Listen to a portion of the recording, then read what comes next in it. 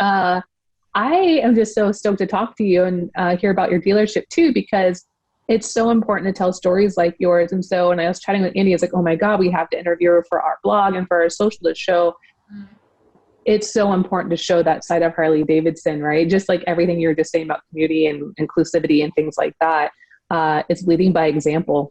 Yeah, one of my at the end of the day of the last 18 months, because like I'm not gonna lie, the last 18 months has been the worst time to buy a dealership. Like, anything to be a business. Suppressed economy, changeovers in leadership at the motor companies. Like, oh yeah, this dumpster fire, this sounds like a good time. Let's do this for. Let's throw some gasoline on it. I hear you. But we have Apex motorcycles next door. So they have a lot of, Indian, Yamaha, Suzuki, that kind of stuff. And going back to this, community of ridership, we said, we're going to have a burnout party. And we're going to have a burnout contest next door. So in the parking lot between our two dealerships, we we lined up all of the bikes and you got to blow it. So we have this party. We're blowing up bikes for like a couple of hours. And the next morning I come into work and like our social media and our phone lines have blown up. People think that the dealership caught fire because all they could see from the 401 highway behind it was clouds and clouds of smoke. Like, oh my God, I think Blackbridge burned down. And it was like, we were just having a party. We burned down the house, like metaphorically, but like not really like burn it down. Yeah. Oh my God, I wouldn't even think of that. But yeah, if you see white smoke, there's fire usually. So that makes total sense. We did some pink smoke, some blue smoke just to mix it up. I think somebody did a gender reveal out there. I couldn't like the smell out of the dealership for like 4 days, but it was a great time. We definitely announced our arrival, like in no uncertain terms. Yeah, we are here. Wait, so you've had the dealership for how long? 18 months. Yeah. Just 18 months. Oh my gosh. Well, congratulations. That's a big deal. Very big deal. We're really excited. And, one of the things that I want to spend more time talking about is how do we get people into the sport, especially female riders. We're coming up on International Female Ride Day. I can't wait to hear your stories and more about how you founded Babes Ride Out, what you guys are seeing, what's in the future for Babes Ride Out, for yourself, and how pandemic has affected all of that. But, one of the things too is I think this started for me in wanting to have these conversations because when I look at women and female riders in the marketplace, especially in the consumer marketplace, you don't see the female rider portrayed.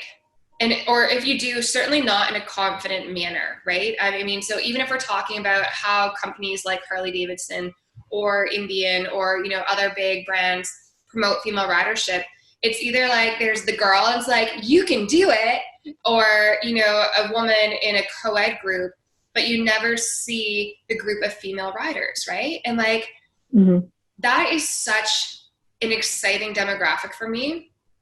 I don't think it's new. I think that's not a new demographic. I just think it's not visible enough. We have the Wind Sisters, the Litas, SOAR or some really great, powerful, awesome female riding chapters, in our area here. We were looking forward to doing a huge event with you last year, and COVID kind of put our plans on hold for that. So why do you think it is that this demographic is not as represented or visible, or it's just like, we're going to keep it on the down low and take them all by surprise when we just show up in our hordes of Harleys and everything else? Yeah, and that's a good question to start off the conversation with. Stereotypically, we still make up a small percentage. I mean, let's look at the big picture, right? Like 80% of riders are men. So 80% of marketing, 80% of digital, it does cater to them. As this has grown, and it really has, grown over the past, I'd say 7-8 years, we saw a big, percentage growth in ladies riding. So companies are getting there, and I don't want to talk ill of any company that's not there yet, because they're working on it. An example would be, this is not really motorcycle related, would be, we also do Babes in the Dirt, which is a dirt bike event catered to women who want to learn how to ride dirt, or maybe have never even ridden a bike in the first place. So we've been doing that for years now. Long story short, we were approached by a local Toyota dealership. They wanted to shoot some advertisements for women being behind the Tundra and the Tacoma. And it was the first time they ever did any kind of women's focused thing. And that's freaking Toyota. You know what I mean? So it's getting there. And I don't think there should be like, you got to do it right now. We got it now. I think that we should give a little bit more grace and be like, okay, we're working on it. And all the companies that we partner with for Babes Ride Out and Babes in the Dirt are working on it. I had the amazing opportunity to work with Harley-Davidson on their 2021 year release. And when they came to me for it, they did want to show all these women riding. And then, this is like what you do. You ride with these women. I'm like, that's not really me. I do these events. I do ride with my friends, but this is not why I ride. It's part of like the bigger picture of, myself riding. However, my story is one of, this is something that brings me home to myself, back to my family, back to who I was before the child, before I got married, before all these life changes. It brings me back to my core. And they let me tell that story. And I was one of 4 people. So that was really incredible that they let that happen. They could have found somebody else and told a completely different story, right? But they didn't. I don't think they've ever focused on a mom before, like, because there's some stigma there. To us, Ashmore, paint the scene. So you were part of our 2021 launch, and yes, Harley filmed you in a vignette representative of your life. So walk us through what those scenes were, so that everybody's on the same page. Oh, yeah. They. Sorry, go watch it. Well, it's online for sure. It's online. So. Riding this brand new bike there, even where I wanted to ride was important. I ride in the desert a lot. I live in a place called Temecula. So I'm pretty close to some incredible riding. I'm not too far from Mexico either. But my heart and soul is out in Joshua Tree, Yucca Valley area. I just love it out there so much. So they allowed me to ride a new bike out there and film a whole entire segment about what riding means to me. And they did that for each ride. They told the story. I had so much say in what I said, what I wore, what I did that day. It was all truly my story. And the fact that a major company like that, Harley-Davidson, was so believed in it enough to give me that opportunity to say, this story is important. Your life as a wife, as a mother, as an entrepreneur, as, someone that is just like anybody else. I have no special skills. I really don't. It doesn't take anything to learn how to ride a motorcycle, but it does take a special person to be so passionate, obsessed with it, to where your life is constantly changing and evolving. But this is so important to who you are. That's the story. So they let me tell that my own way, which was incredible. It was like a 2-day shoot all day, ripping around Yucca. And I just had a blast. And I can't, to me, the fact that Harley thought that was interesting was insane. That was like a beautiful piece for me. I remember watching that at the model launch here in Milwaukee. But do you know what I love most about that? It was a female rider sharing her passion. And when I speak to other female riders, a lot of them describe their introduction to riding as one of 2 things: either a boyfriend or the back of their dad's bike. But they were like it was a man who introduced them to riding, and they were coming from a passenger position versus, watching it and wanting to do it themselves, that you were starting your riding journey in the back. Right. And not that that's, for me, I love being a passenger. There's something really beautiful about traveling on a bike and not having to be the one, like controlling everything when you just sightsee. Enjoy this scenery, right? Versus the turn ahead of the directions or navigating and all the things that go, the heightened awareness when you're in control and you're the one driving.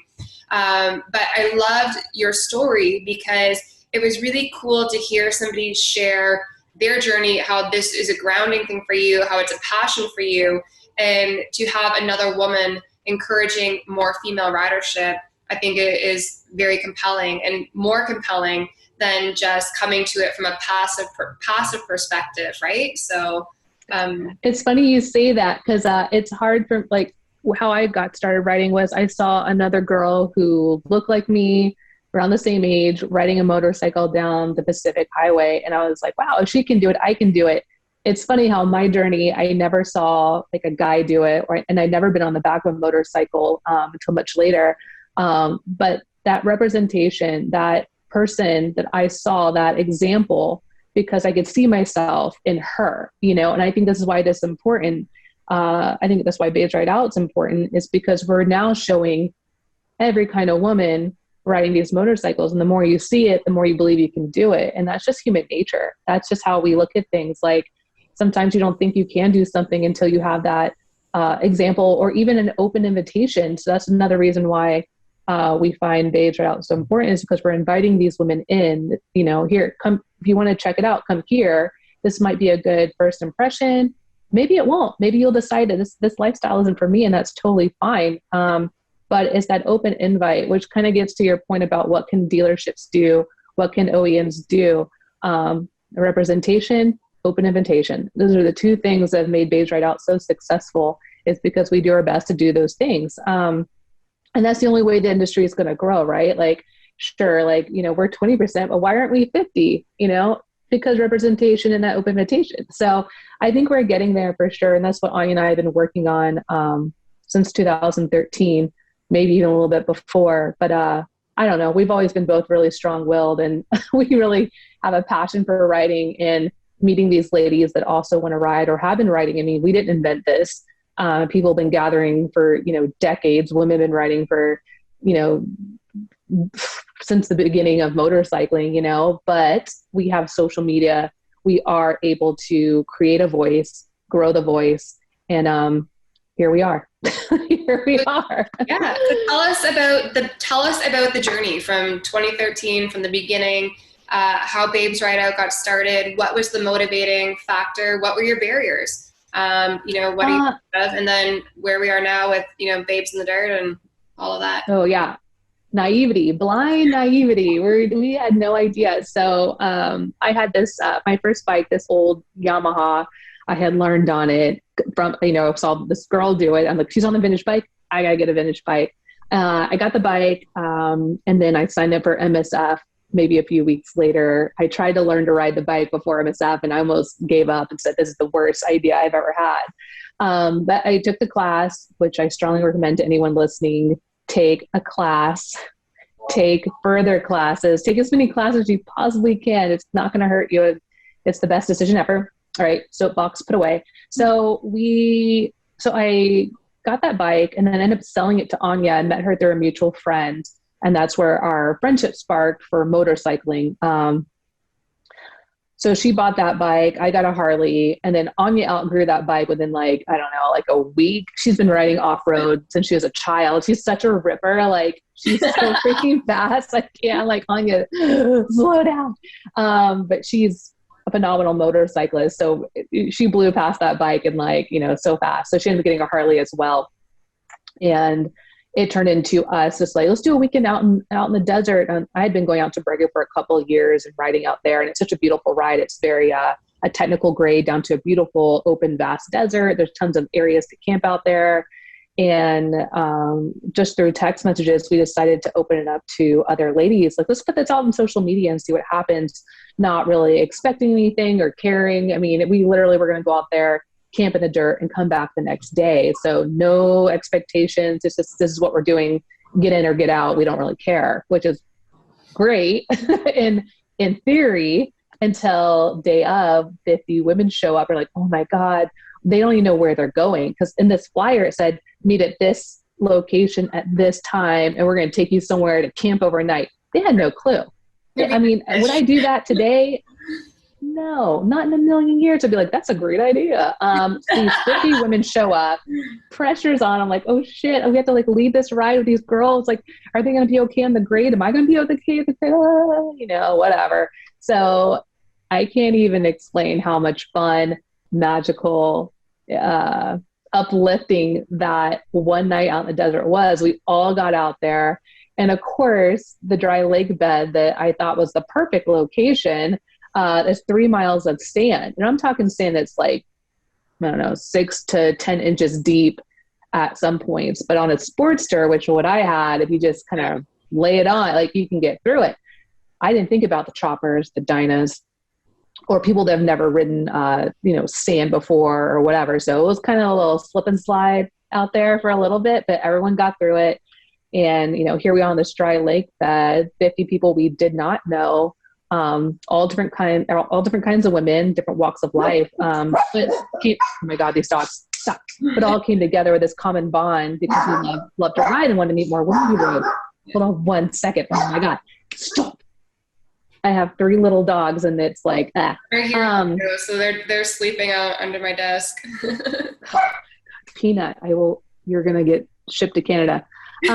So we had that one night. It was amazing. And these girls were like, you guys need to do this again. And we're like, oh my God, we do. Oh, this is so much pressure. We got to find like a real campsite that has toilets, figure out food, permits, all the things it takes to go on and put on anything. So we devoted our next year to find a location and do it by the book. I mean, I am really the worst person ever, probably to work when it comes to being a stickler for rules and regulations. And it all needs to be like this, because it's motorcycling, it's dangerous and there's people and they have expectations. But we worked through it and we learned along the way. I'm not an event producer by trade. Hold on. Mm-hmm.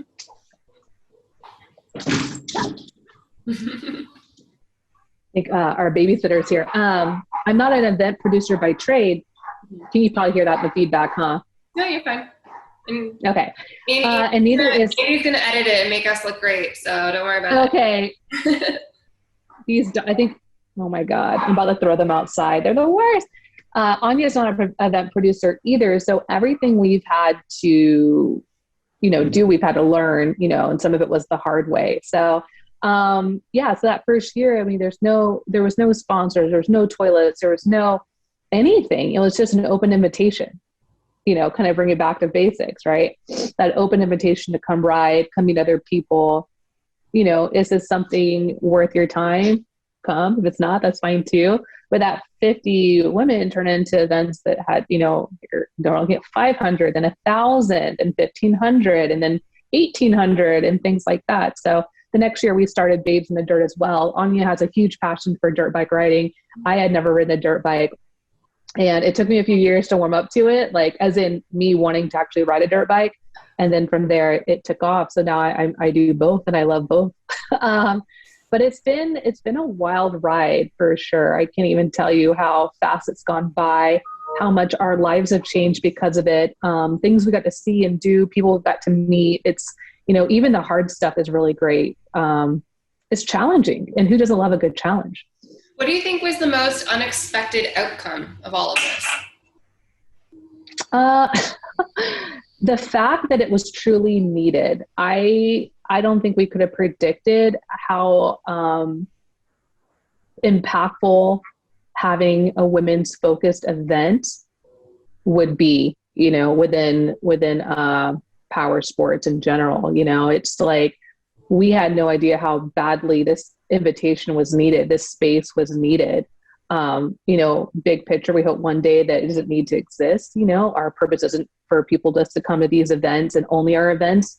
We want them to go to, feel included at, dealership, other meetups like, Born Free, the Congregations of the World, like all these motorcycle meetups, campouts, EDR, which I love, in Mexico, like all these things that may not seem like they're for you that are involving motorcycles, they do. And that's the purpose, is that you come here, see if you like it, and then go off and keep riding with your friends or meet some friends and keep going. Like, gosh, so many ladies have come to our events, made some buds, and now they're doing cross-country trips together, solo trips together, whatever. But the fact that we didn't know that it was going to be a movement, and it is a movement, and I'll say that, it really is. So I think that these women-focused events, and not just ours, but all of them, should receive some credit for that percentage of women riders going up. Absolutely. I had a couple questions. So what do you think the Yes. future of sport for women in power sports, like what does that look like, and what can manufacturers, dealers, people involved in the industry do better to support introducing women in sport? Wait, sorry, my husband just opened the door and let the dog in, and then it broke my concert. Wait, so sorry, I'm like, get out. No, you're fine. You're fine. I love you. Okay. What was the moment? I love you. We're both working from home, by the way, the dog and the baby and that. What was, I'll say one more time. Yeah, just what do you think that, companies in the industry, right, whether it's dealerships, OEM, like what can they be doing to support women in sport? Man, so I think things like what you're doing, just like that, inviting people into the dealership, having these get-togethers, just showing representation too. It could be as little as, if we are 20% of the riders, devote 20% of your social media to focus on some ladies that are riding. Maybe just show that you are supportive of that you do welcome them in, and breaking down the barrier could be as easy as, allowing people to come in and ask these questions about bikes. Like, I didn't know where the brake was, how the clutch worked when I first got interested in riding. I had no clue. And I was scared to ask. Why was I scared to ask? Why? Because I would feel less than. So that's another thing too, is like, especially when you walk into a dealership, to be treated like anybody else, right? Like, and I'm sure that you guys do that, but some dealerships don't, What are your recommendations or words of advice for new riders and new to sport? Male, female? Take the class, take the MSF class. I learned from this really salty, like Marine guy from MSF. He was so mean, but I loved it because I thought to me, it's, they will break your bad habits before they start to form. Right. So even how your hands are resting on the handlebars, like, are you hovering over that brake? Things like that. So even same with dirt biking too. Like, dirt biking is a whole nother skill set than street riding. You get your ass handed to you in both sports, but dirt bike is a little bit more, you get a little sundy sometimes. The point of my story is each discipline takes a special set of skills. And if you're not learning what those are in the very beginning, it is harder to break those habits. So I strongly recommend taking a class. If you've never even ridden a bike, maybe try on a dirt bike. It's a safer environment where, you have all this gear on, and if you fall, you're going to fall in some dirt. Is it going to hurt? Maybe it's going to give you a bruise, but you're not going to be, falling in front of a vehicle or whatever. I mean, gosh, I remember when I first rode that little Yamaha, it was a very lightweight bike, but to me at the time, it felt like 1,000,000 pounds. Now I'm like kind of laughing at the fact I thought that was heavy, right? But I dropped that thing so many times in front of coffee shops, in front of people. People will try to run over and help me. I'm like, no. I need to learn to do this myself. I'll laugh all you want, but I got to learn to do this. So just, it's okay to be embarrassed. It's okay to ask questions. It's okay to fail. You're going to do dumb crap. You're going to lose stuff off your sissy bar. You're not going to remember to bring something. You're going to break down. I ran out of gas twice recently. I've been running for almost 10 years. And I still run out of gas every once in a while. It's okay.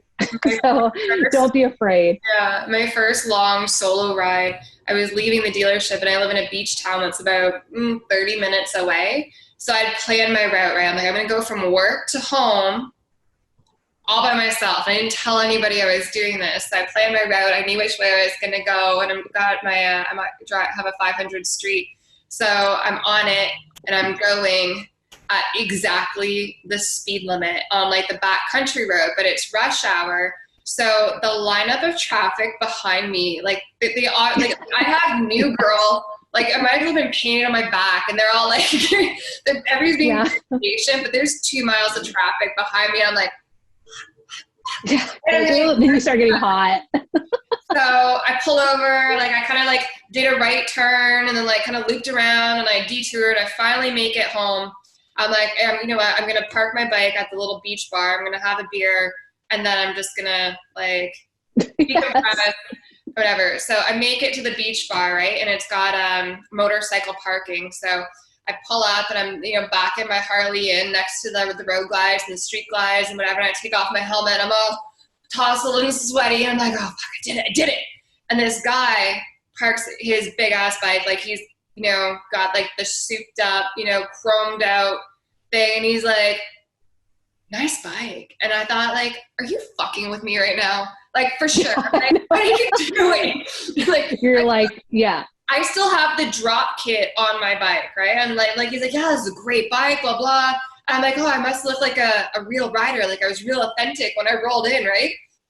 And he's like, yeah, my girlfriend wants to get her license. This is like a perfect baby bike for her. And I was like, fuck you. I'm like, I did it. That's when you get out of here. It's so funny how that some people think those comments are like very welcome, that you want to hear that. I mean, advice and opinions, may they rest in peace, right? Like, geez, that's so funny. We've all heard them though. It's a funny thing. It's like, yeah, just roll your eyes, like, but yeah, that's so like, funny. Y'all buy me a beer or what? Like, yeah, are you done, sir? Sir, yeah. It's so funny, but you did it though. I bet you felt so accomplished after you sit there with your beer and like, I did it. I'm doing it. I had that. That's a great feeling. My toes in the sand, and then I was like, you know what? I'm tired now. I'm gonna go home. I'm gonna go home, get a hot shower, and just like, it's, you know what? Something came to mind when you were telling your story or asking about like what OEMs can do and dealerships and whatever. Some comments I saw when Harley released their new 2021 lineup where are the smaller bikes and where is this? Where is that? Where is that? And these are coming from men and women, not just, you know, one or the other. And I'm thinking, have you ridden this bike and felt how the balance is and the control and the power? You don't need the bike you think you need because you haven't even tried this new machine that has been designed. Like, absolutely. The design process is insane. But I mean, I love learning about that. But it's like, why are you putting a gender to a bike because of the size or what you preconceive is a women's bike? Like, that's what I kind of like just roll my eyes at all the time. I'm like, what is this man versus woman motorcycle thing where it has a gender now? It's just a motorcycle. You think that motorcycle is applying F if you're a man or a woman? No, it's a machine. But you got to try these bikes. Yeah. Moving from my Suzuki GS 500 to the 500 Street, the feeling and control, confidence was radically different. I was really nervous moving to the street because it's a heavier bike. And exactly.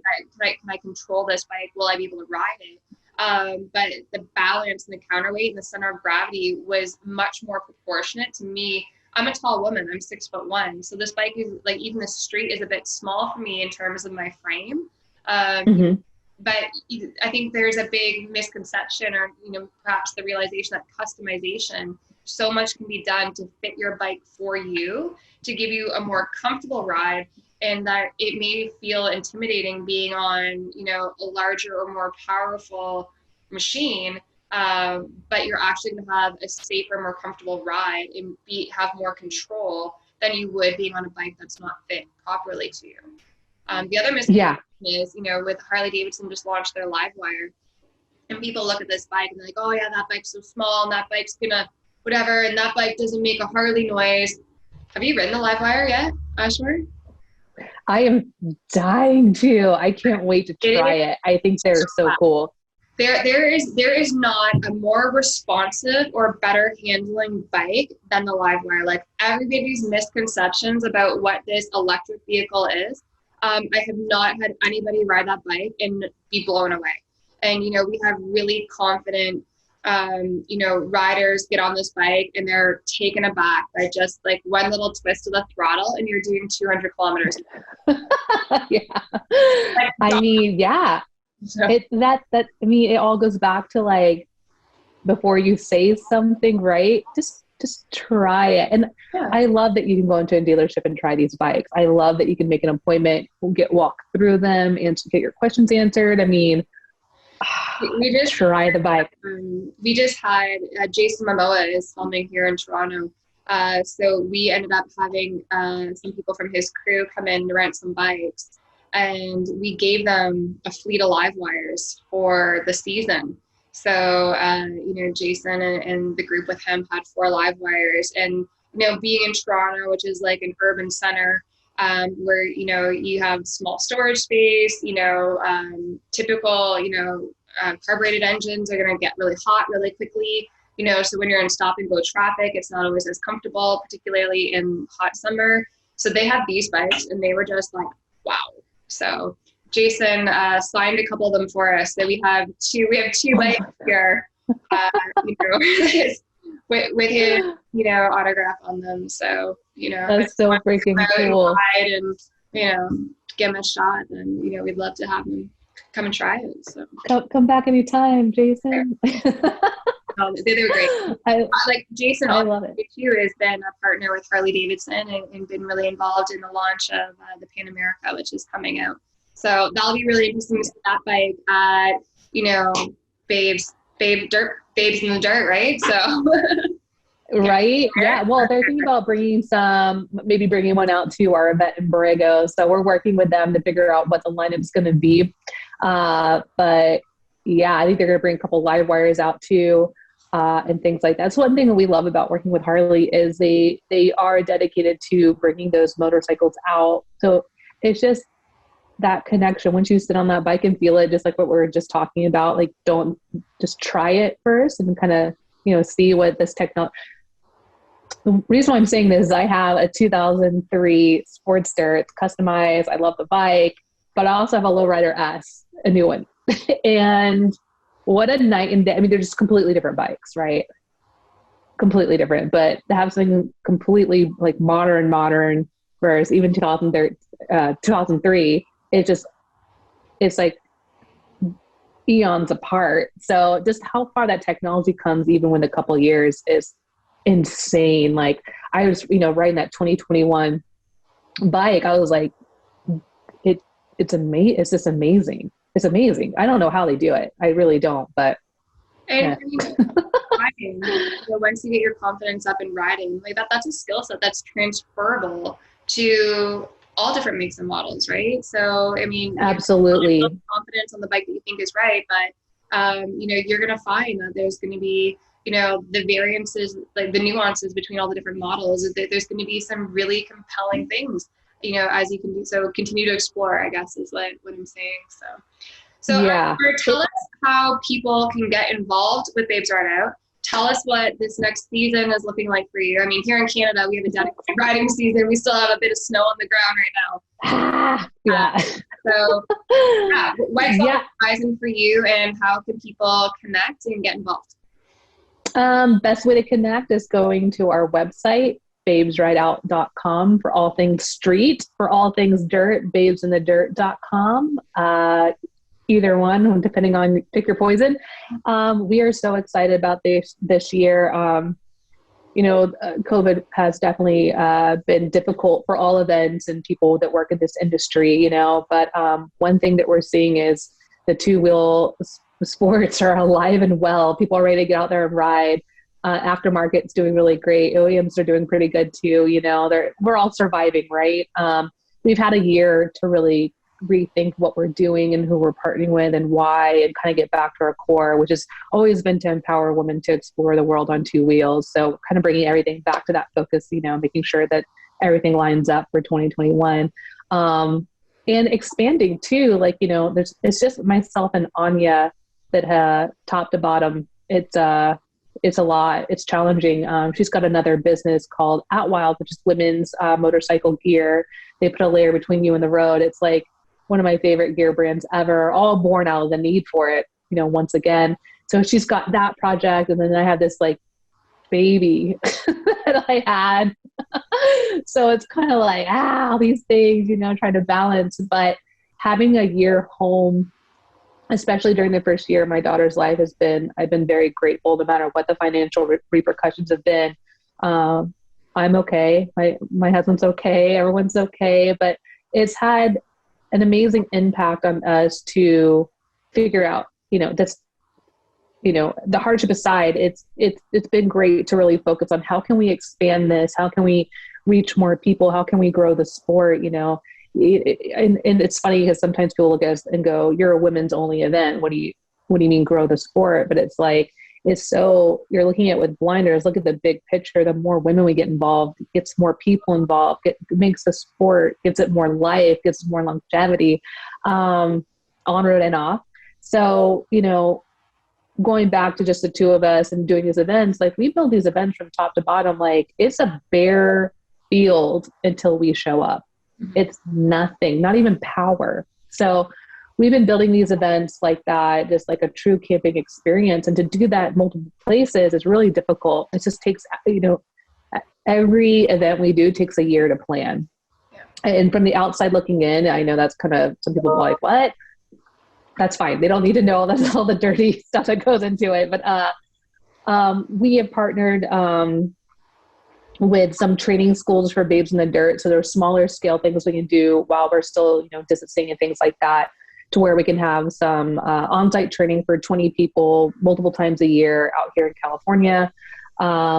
We're also adding more events to street. So we're doing, not only are we doing Babes East Coast, which we're so grateful things are starting to open up. There's some protocols in place that we're following and things like that. The space we have rented for that can hold 3,000 people. And we're we're never going to, no. So we have plenty of space based on, like 500 people that we're planning on being there. So that's looking good. And then that's in the first week of June. So we've added Babes in Borrego this year, or we're returning to Borrego for this event. It's California has its own issues with opening back up. We've been doing the worst out of anybody for COVID. We are literally doing horrible. So we're not sure if things are, we don't know if things are going to open back up for our end of the year events that we rent out state property for and venue for. So we've rented out Palm King and RV Resort in Borrego Springs. They have hotel rooms, Airstreams, tent camping, RV camping, and they follow COVID protocols for cleaning and sanitation, all those things. So no matter if the world's on fire, we can still go to Borrego and safely ride. Will there be karaoke and party? We probably not. We don't know, but you at least go and ride for the weekend. So we're really looking forward to that, October 8th through 10th. And hopefully by September, we'll be open back up and able to have something small scale in Santa Barbara, like maybe 500 people. We're hoping they'll allow it. But we'll see. We can't promise anything. And that's been a struggle. It's like, how do we plan these events when we don't know what's going to happen? Yeah. Last year, we planned all our events, and then we pushed back all the events. Then we had to redo them. And at the end of the day, we had to cancel. So we did 10 times the amount of work for one event because we kept shifting, moving, and then ultimately canceling. So that was definitely hard, but we learned a lot. And so we're not trying to overdo this year with we're going to have this huge event with thousands. That's not happening. Everything's going to be a little bit more small scale. So, Babes in the Dirt should happen in October, we hope as well, but we're all dependent on the state of California getting their shit together. So I don't know, but and then just building out our online community, it being a resource. There's so many things, right? Gosh, my priority list, it's kind of gnarly right now, but we're just getting everything off the ground for events this year, and focusing on those training camps too. That's awesome. I mean, there's so many great resources on your website, just even your blog content and, really inspiring stories about other female riders and, what they've learned along the way. If you haven't checked it out, make sure that you go check out babesrideout.com for sure. We're hoping for the same thing here in Ontario, Yeah. Those partnership opportunities with you in Canada, and we're looking forward to that. And in the meantime, we're doing, everything that we can to set our community up for safe riding. Because when you're locked down, what else is there better to do than get on your bike and go for a ride, right? So. Oh my gosh. Yes. Do you guys have the training there on site, or do you have a partner? We have a partner here in Ontario. It's called Rider Training Institute. We also offer really great discounts through a partnership with Rider Training Institute for anybody who's looking to just get your license, your entry-level course, to continuing skills development, master classes, M2 exits, your graduated licensing system here. So whether you just want to go back for a refresher, whether you're trying to achieve a certain license designation, they got you covered, and they're amazing. They have locations all over Ontario. So Rider Training Institute is really okay. So our parking lot is too small, and we're just reserving that spot for like parties and burnouts. Yeah, you're gonna find it. I feel you. And like, you know, the taco stand, and then, you know, the burnout pit. That's what you're gonna find at Blackbridge. So if somebody's coming in for a tire change, we kind of have this tradition now that like if they've bought a new tire, we're putting it on for them. Like we really, you know, shame them into blowing it up before we put it on. You need to set it on fire. You should burn that thing right off. Yeah. Help out our guys. Come on, our gals. Let's get this thing off there. That's so funny. No, that's cool. I have a whole interview for you, and I'll email over to hear more about your dealership. But it's so cool to know that you bought it and you're running it. And what's been like the most popular bike there that you guys are seeing people are coming in and like, this is my bike? You know, the 2021 model lineup has been pretty exciting. You know, with the evolutions in, we got the new Rockford Fosgate sound system. So we're hearing a lot of people are really psyched about that. The live wire has been like a slow burn. Everybody who rides it is like, holy crap. But like they come in thinking it's garbage. Like nobody comes in with like any positive expectations for this bike. And so I just, anytime I'm taking test rides, I'm like, do me a favor, you know, I just need some feedback on this one. Can you take it out? Give me a shot. And they're like, so, you know, feedback it's you know, it's not going to be your full-time commute. You know, if you want to do the traditional miles and road tripping that you would do on a Harley-Davidson, the live wire is going to take you 200 kilometers on a single charge, and it's got the fast charge capability. But, you know, if you're really looking to go cross country, it's going to be a long ride. Yeah, you might be doing a leisure ride. Yeah. We'll be stopping at different, like, really nice resorts maybe, which sounds kind of nice. It's so funny, like, a lot of my girlfriends and guy friends have picked up the Lowrider S, and I'm like, that bike is so capable of literally everything you want to do. Like, riding it down a mountain pass, like one of the most technical mountain passes we have out here, it handles so well. It's like, I can't believe the bike of that size has the agility that it has. And then for a long trip, I mean, it's just so comfortable. I'm just like, I'm not getting blown around. I'm like, this bike is so great. Again, modern bikes, like that's why you got to go in there and try them. So yeah, we're really excited about, you know, where the motor company is headed and what's coming down the pipe from Harley-Davidson. Pan America is going to be pretty exciting, having that adventure touring model, you know, and really looking to meet riders in all of their, I can say, habitats, right? So whether you're like, you know, a downtown, you know, urban commuter, whether you like the long haul cross country road trips, you know, whether you're just looking for something to go back and forth and carry a passenger and be comfortable on. You know, we were just talking with Jean. I know you know Jean and Cricket. Oh yeah. Oh my God, that dog. I mean, that dog has more miles under her butt than most of the riders that come through our doors here at the dealership. So, you know, that was so inspiring talking to them. So I'm motivated to continue to develop my skill sets as a new rider, beginning rider, and somebody who's learning all aspects of the industry. Everything, the culture, right? So, you know, I think the more that we talk about it, the more that, you know, hopefully people will join us in our journey, and we welcome them with open arms. And, you know, thank you so much for spending some time with us today and sharing your story. And I can't wait to continue our conversations in the future. So I'm so excited too. Welcome to riding. Welcome to all the things, right? Like, it's pretty freaking cool. I was just thinking about Cricket for a second. Like, I had just had my baby, like literally days before or 2 years ago, I guess. And I went like an idiot anyway to work it. A whole nother story.